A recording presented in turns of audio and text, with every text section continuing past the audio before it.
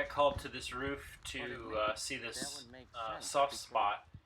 This is where the soft spot was. I pulled back the plywood and found a lot of rotted plywood framing and wet insulation, and I wasn't sure how it was getting wet because the roof seemed to be in good shape.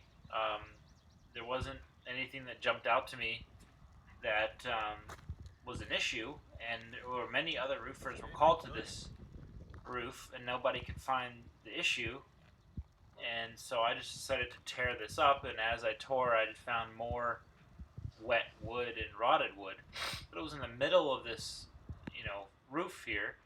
You see the nail heads weren't rusted. The tops of the nail heads weren't rusted for the roofing nails, but the whole bottom shank was, and you can see the rusty framing nails there. So anything that plywood was touching was wet.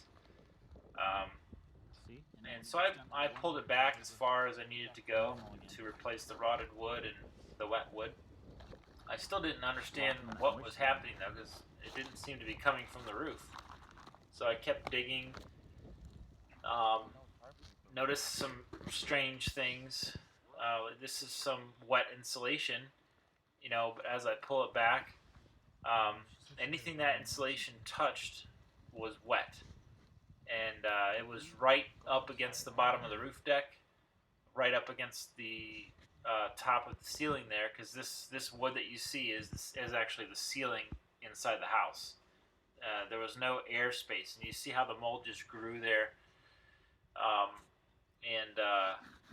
But this part of the deck was dry, so that's why I didn't understand it. It was very confusing what was going on, and we just had to keep digging until we found the answer. But what I discovered was the insulation was not right.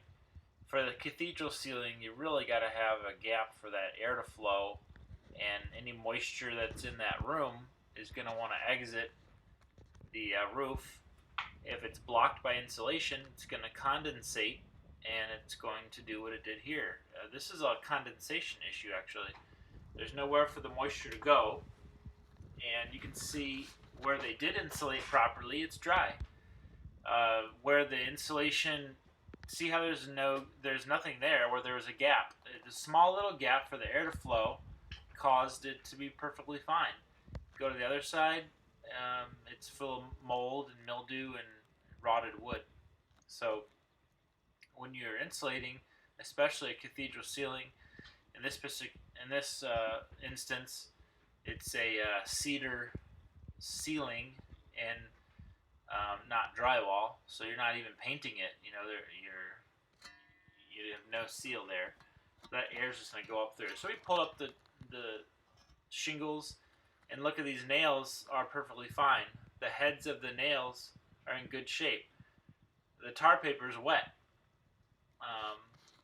And I just, like I said, noticed that didn't look right. And it did not indicate a roof leak, which every other roofer said there was a roof leak. That's an indication right there that there's a moisture coming from the inside. So this is what it looks like after we put a hip vent in next to the ridge vent. Just let that air escape and find a way to get out of the house.